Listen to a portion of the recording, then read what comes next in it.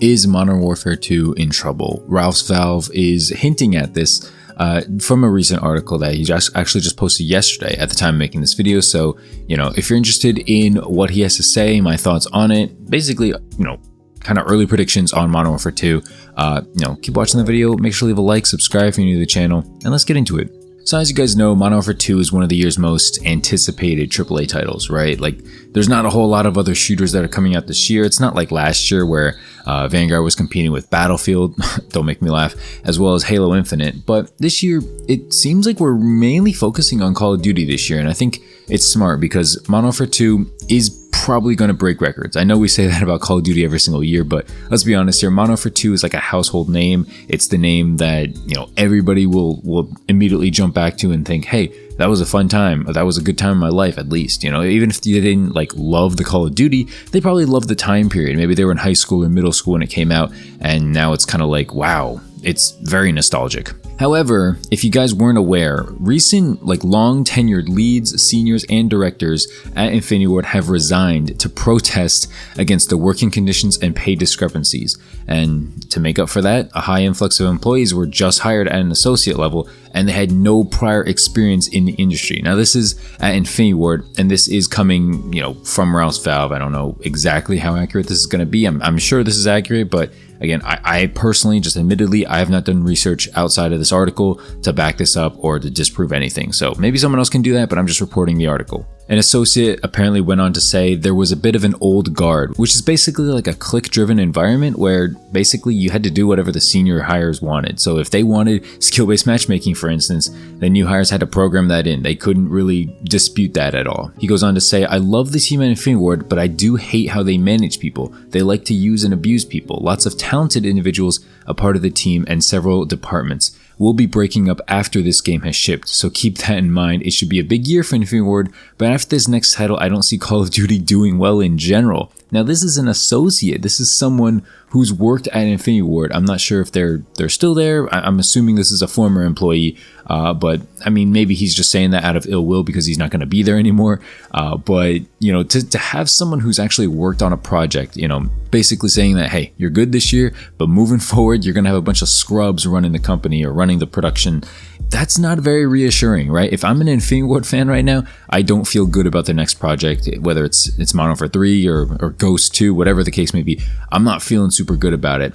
I granted they probably will have a lot of time considering the 2-year development cycle, considering Treyarch's up next, and then unfortunately, I think it's going to be Sledgehammer after that. And then after that, Modern Warfare 3 or whatever will drop, and that's going to be in according to my math, 2028 apparently, because Treyarch in 24, Sledgehammer in 26, so Modern Warfare or Infinity Ward in 28. So that's 6 years away. So they have plenty of time after they finish Modern Warfare 2 here. The article goes on to read, Infinity Ward have adopted a planning to crunch policy. It's a deliberate part of the development process that exhausts both high-profile and low-ranking employees alike. For my knowledge, that means basically just do things at the last minute. You plan to crunch, that's what it sounds like to me. I don't know if I'm wrong about that. Let me know what you guys think about what that means in the comment section down below. Now that Infinity Ward is dedicating to supplying a AAA experience with campaign, multiplayer, co-op, and now Battle Royale Warzone, there is additional pressure doubling down on the success of Modern Warfare 2019 as well as delivering a flawless product. Because I mean, as you guys know, between the last 3 Call of Duties, Modern Warfare, Cold War, and Vanguard, I think most people are going to agree that Modern Warfare is probably the most successful. Maybe it's not their favorite, but it definitely is the most successful between the 3. And that's just because Call of Duty's been rushed, as we all know. They float the idea that was Modern Warfare 2019 Call of Duty's Achilles heel. It led a lot of innovation with Gunsmith, improved graphics, all that good stuff. You guys know the drill. But it did leave maybe unattainable standards for future titles. Maybe not every single company or industry within Call of Duty can support that the entire time. And I think we're starting to see that right off the bat, right? Between Cold War and Vanguard, graphically and, audioly, is that the word? Between listening to it and looking at the game, it's nowhere in comparison to Modern Warfare, right? The guns don't sound as punchy, the graphics don't look as clean, maybe your FPS isn't as high, it's not the same game, even though it's the same company, Call of Duty. Modern Warfare and Cold War and Vanguard look totally different, sound totally different. Call of Duty fans want games catered to them, right? Modern Warfare 2 is not going to please everybody, but is that excuse going to lie in the game or the players? And I think overall what Ralph Valve is trying to hint at towards this article here that he's writing is that keep your expectations in check. It should be like the thumbnail, something like that. We should probably expect a little less than what we're currently expecting. Not that Infinity Ward is incompetent or whatever like that, even though I might make jokes about that like when this game comes out, because let's face it, they're probably going to do a bunch of stupid stuff. But I think a lot of the players have a certain Call of Duty in mind that they love, whether it's Black Ops 2, whether it's Modern Warfare 1, Modern Warfare 2, and they want every single COD to basically be that, right? They want it to be a reimagined of that game, and we're not going to get that. We're not going to get that between the skill-based matchmaking, right? Between just bonehead decisions, between the original Infinity Ward and the OG Treyarch Studios just not being the same people anymore. Maybe they lost ideas, maybe they lost their spark of creativity.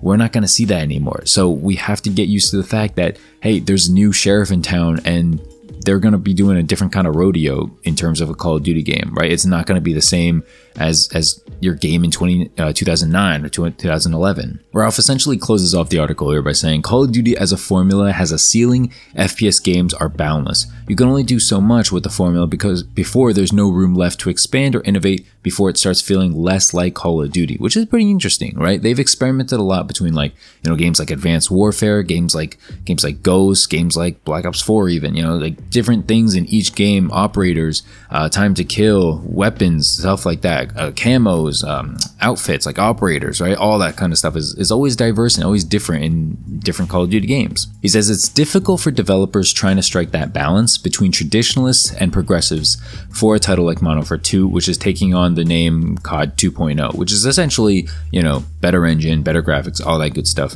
That's what we're pretty much coming to expect with the new Infinity Ward title coming out this year. He ends off with his 2 cents worth by saying, whether leakers have exacerbated the excitement for Modern Warfare 2 is an entirely separate discussion itself. Fans should temper expectations and wait to make judgments for themselves once the beta is available to them. And I wholeheartedly agree. I think people really jump to conclusions way too much based on this list of perks, this list of weapons, this gun is going to be in the game, this map is going to be in the game, and they just get all excited. Oh man, can't believe it. Or, hey, Swag said it's going to be good, K3 said it's going to be good, but it doesn't matter until you play the game for yourself, right? It doesn't matter. Even the haters, Blame Truth, Thunder, Nero, whoever, 8 Thoughts, even if they say the game is bad, it doesn't matter.